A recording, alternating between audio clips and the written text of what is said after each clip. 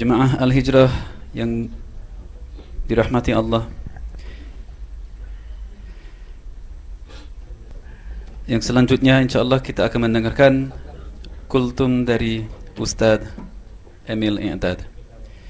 Before we proceed to Tarawih, we will listen to a short talk for 7 to 10 minutes approximately in Bahasa Indonesia, and then we'll continue with Tarawih insyaallah.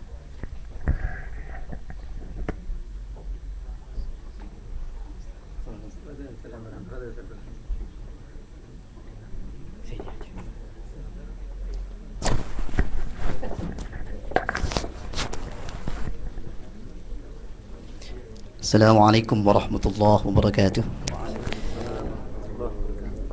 Alhamdulillahi wa kafa, wassalatu wassalamu ala sayyidina al-Mustafa wa ala alihi wa ashabihi al-mustakmilin asy-syarafa. Alhamdulillah, pada malam yang ke-7 di bulan Ramadan ini, alhamdulillah kita masih diberi kenikmatan oleh Allah Subhanahu wa taala untuk melipat gandakan amaliyah ibadah kita, terutama di bulan Ramadan ini. Maka dengan demikian, mari kita sikat habis segala kebaikan-kebaikan di bulan Ramadan. Karena jelas-jelas kita nanti, insya Allah nanti akan ada Lailatul Qadar di akhir minggu terakhir, yang insya Allah mudah-mudahan kita dapati. Karena dengan demikian, catatan amal baik atau buruk kita nanti akan diserahkan pada waktu amal ibadah kita, ya. Lailatul Qadar khairum min alfi syahr. Kalau tahu umur kita nanti kisarannya, ya kalau sekarang udah 70 ya siap-siap dah, 63 standarnya. Kalau 1000 bulan itu lebih baik dibagi 12, sekira umur kita berapa itu? 83 tahun, maka semuanya akan tercover. Maka dengan demikian, kalau toh umur kita sampai toh 83 tahun, insya Allah bagi umat Nabi Muhammad SAW, kalau mendapatkan yang namanya Lailatul Qadar, insya Allah amaliyahnya tercatat sebagai amaliyah yang solih dan terima oleh Allah Subhanahu wa taala.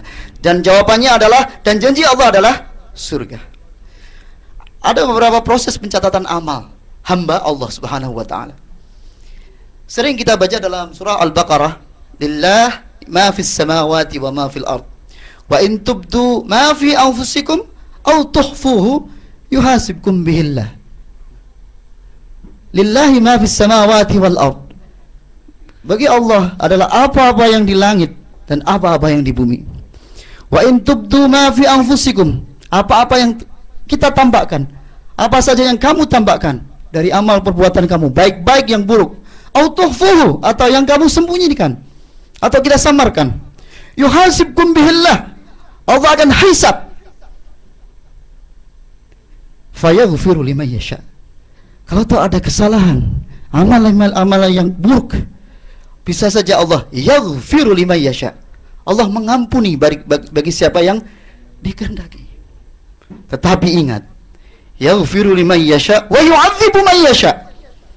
Dan Allah juga akan mensiksa, mengazab bagi hambanya yang dikehendaki juga. Maka dengan demikian, mari kita lihat apa yang disebut proses pencatatan amal itu. Amal kita sebagai hamba Allah harus segalanya didasari dengan iman. Ada amaliyah lahiriah, ada amaliyah batiniah. Semuanya ada lahiriah yang baik dan buruk, ada batiniah yang baik dan buruk. Semuanya akan ditulis, dicatat, direkod. Maka dengan demikian, bagi mendapatkan kebaikan, hisabnya adalah pahala. Tetapi bisa saja kelihatan dari kebaikan-kebaikan itu, bisa saja sirna dan sia-sia.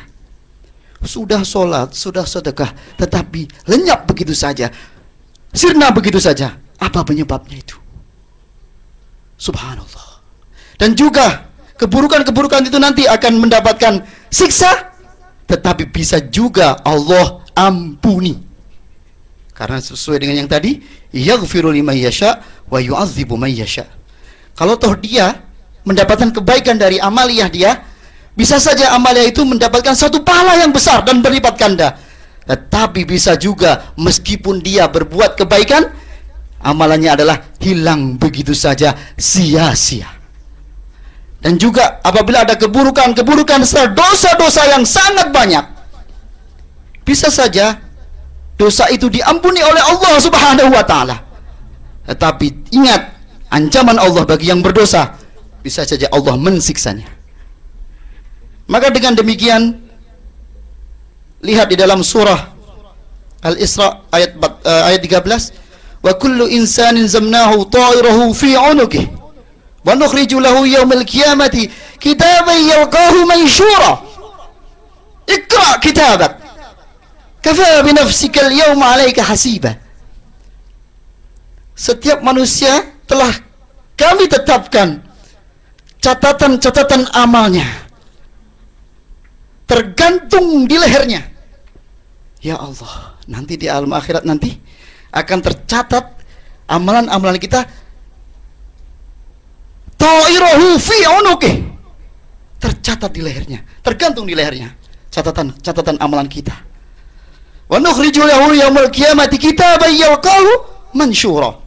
Lihat ini, bahwa buku catatan kita nanti kami keluarkan pada hari kiamat sebagai buku yang dijumpai terbuka. Subhanallah.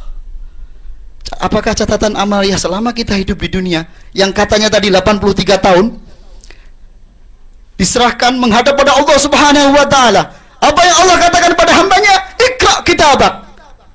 Baca catatan amalmu itu. Subhanallah, alangkah ngerinya ketika membaca surat ini. Iqra kitabak. Baca saja. Karena di situ sudah tercantum jelas mana amaliah yang lebih baik. Banyak baiknya atau buruknya. Banyak dosanya atau banyak pahalanya. Sudah jelas-jelas tercatat, tergantung di lehernya. Iqra kitabak kafa bi nafsikal yawma 'alaika hasiba. Cukup saja kamu hitung aja sendiri gitu. Karena sudah dihitung, sudah dicatat. Walaqad khalaqnal insana wa na'lamu ma nuwaswisu bihi nafsuh wa nahnu aqrabu ilaihi min hablil warid. Dalam surat Qaf. Dan telah kami ciptakan manusia dan kami mengetahui apa yang dibisikkan di dalam hatinya, apa-apa yang telah kita kerjakan, apa-apa yang dalam diri, dalam batin atau lahiriah kita, semuanya Allah Subhanahu wa taala dalam mengetahuinya. Ada beberapa tahapan di sini adalah catatan diterima atau ditulis, direkod oleh malaikat tengah harian, setiap hari dicatat, yaitu sejak terbit fajar sampai terbenam matahari. Ini dicatat, jadi setiap hari ada yang catat. Dan juga pada waktu asar sampai terbit matahari.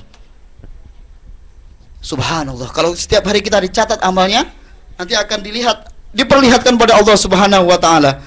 Aqimus salata liduluki syamsi ila ghasaqil lail wa qur'anul fajr inna qur'anal fajri kana mashhuda.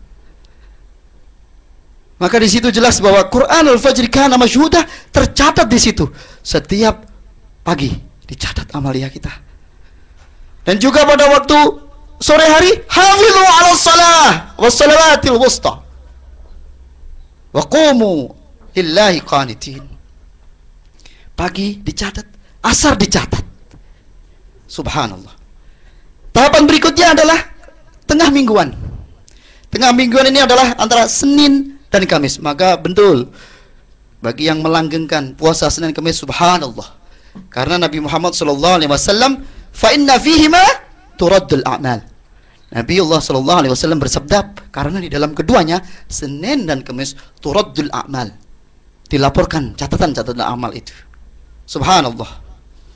Yang selanjutnya adalah mingguan, yakni pada hari Jumat.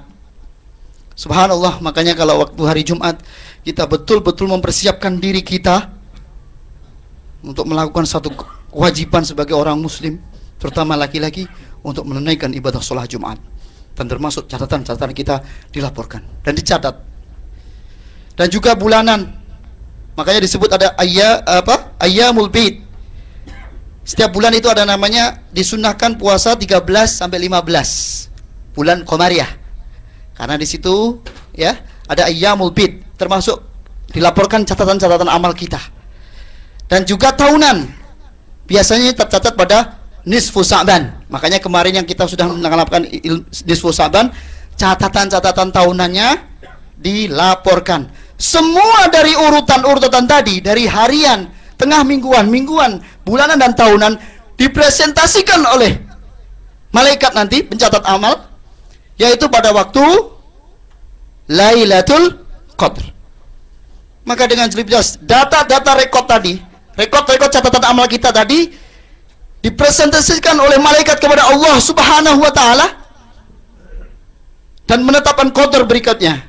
Apakah dia qadar baik atau qadar yang buruk? Lailatul Qadri khairum min alfi syahr.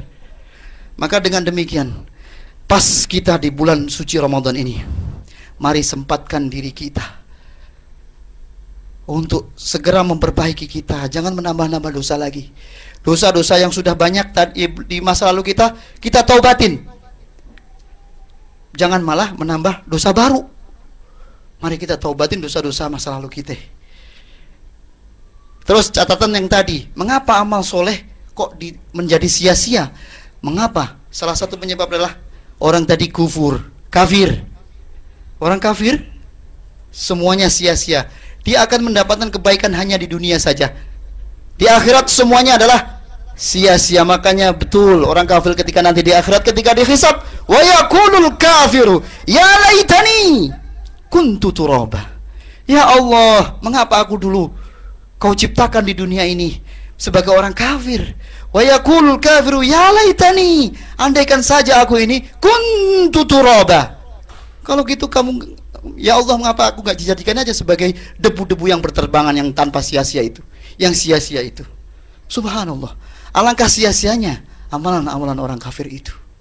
Maka dengan demikian, yang kedua, mengapa amalan soleh bisa jadi sia-sia? Yang kedua adalah karena syirik. Subhanallah, karena syirik kepada Allah, hapus semua itu amal. Yang ketiga adalah riya. Dan keempat adalah mengungkit-ungkit, membangkit-bangkitkan amalan-amalan. Aku sudah ini, aku sudah itu, aku sudah sedekah, aku sudah berhaji, dan sebagainya. Bisa hapus, hilang tuh amalan baik itu. Dan yang selanjutnya adalah dia berbuat baik tetapi menyakiti orang lain. Menyakiti orang lain bisa menghapus amaliah ibadah kita. Dan yang terakhir adalah tidak sesuai dengan syariat Islam. Maka dengan demikian, pesan yang terakhir adalah bagaimana kita selalu memperbaiki diri kita, menambah ilmu, terutama dengan sesuai dengan syariat Islam, agar amalan-amalan ibadah kita ini betul-betul diterima oleh Allah Subhanahu wa taala. Wallahu a'lamu bis-shawab. Assalamualaikum warahmatullahi wabarakatuh. صلاة سنة الترويح جامعة رحمكم الله.